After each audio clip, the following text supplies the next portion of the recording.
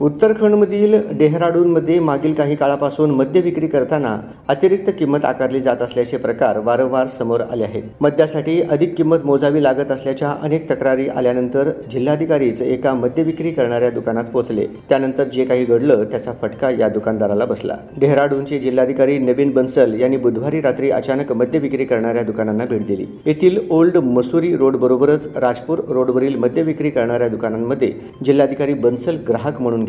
आपल्या कारने या दुकानामध्ये पोहोचलेल्या जिल्हाधिकाऱ्यांनी आपण कोण आहोत, कशासाठी आलो आहोत हे सांगितलं नाही. त्यांच्याबरोबर पोलीस आणि इतर अधिकाऱ्यांचा लवाजमा नव्हता. आपण ठरवून दिलेल्या किमतीपेक्षा जास्त किमतीला थेट जिल्हाधिकाऱ्यांनाच मद्य विकत असल्याची कल्पना दुकानात काम करणाऱ्या कर्मचाऱ्यांना नव्हती. सर्वसामान्य नागरिकांकडून आकारले जातात तितके वाढीव दर वगैरे सांगून झाल्यानंतर समोरची व्यक्ती जिल्हाधिकारी आहे असं समजल्यावर दुकानात एकच गोंधळ उडाला.